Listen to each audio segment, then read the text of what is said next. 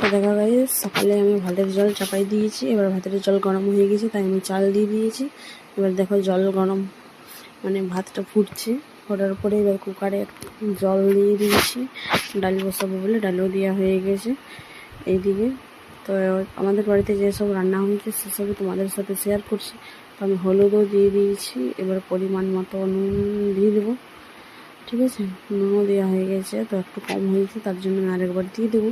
তো ডালও আমাদের এদিকে সিদ্ধ হয়ে গেছে। এবার কড়াইয়ে ঠাকুমা ডালটা করে নেবে, ছুঁকে নেবে।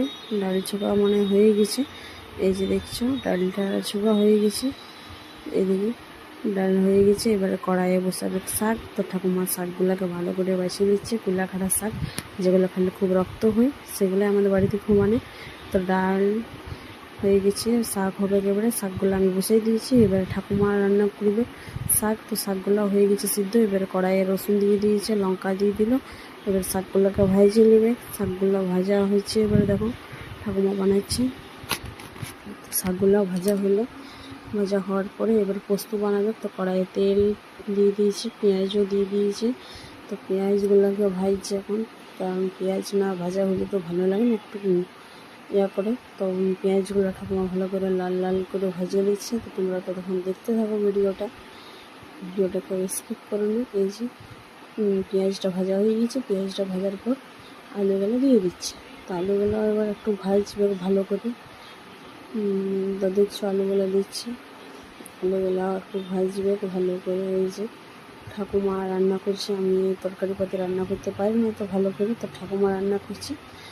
তো ঠাকুমা এই যে পেঁয়াজগুলো ভেজা আলু দিয়ে দিয়েছে, আলুগুলো হালকা ভাজলো, তো একটা বিলাতি দিল আর জল দিয়ে দিল, জল দিয়ে একটু ঢাকা দিয়ে দিল সিদ্ধ হওয়ার জন্য। তো সিদ্ধ হয়ে গেছে, ঠাকুমা দেখছি যে সিদ্ধ হয়েছে কি না। তো সিদ্ধ হয়ে গেছে বললো, তো বলছে একটু পোস্তটা দিয়ে দিই। তো পোস্তটা দিয়ে দিয়েছে, পোস্তটা দেওয়ার পরে এই যে আমাদের পোস্ত তরকারি কমপ্লিট হয়ে গেল। তো পোস্তটা এবারে তোমার বাটিতে বার করে রেখে নেবে। তো এই যে পোস্তটা লাড়িয়ে নিচ্ছে ভালো করে, লাড়ার পরে পোস্তটা রেখে দিয়েছে। এবার ভাজা হবে পটল। তো কড়াইয়ে ঠাকুমা তেল দিয়ে দিয়েছে, এবারে পটলগুলো একটা একটা করে দিয়ে দিচ্ছে। পটলগুলো দেওয়া হয়েছে সবগুলো, অনেকগুলো পটল আছে মাঝে মাঝে চেরানো। তো পটলগুলো দেওয়া হয়ে গেছে, এবারে তোমার একটা একটা করে উল্টা হয়ে যাবে, কারণ এই পিঠটা ভাজা হয়ে গেছে। এবারে এই পিঠটা ভাজবে ভালো করে, লাল লাল করে। পটল ভাজা খেতে আমার খুব ভালো লাগে। তো এই যে ঠাকুমা পটলগুলো ভেজে নিচ্ছে ভালো করে, লাল লাল করে। পটল ভাজা, পোস্ত, ডাল আর ভাত খেতে খুবই ভালো লাগে আমাদের।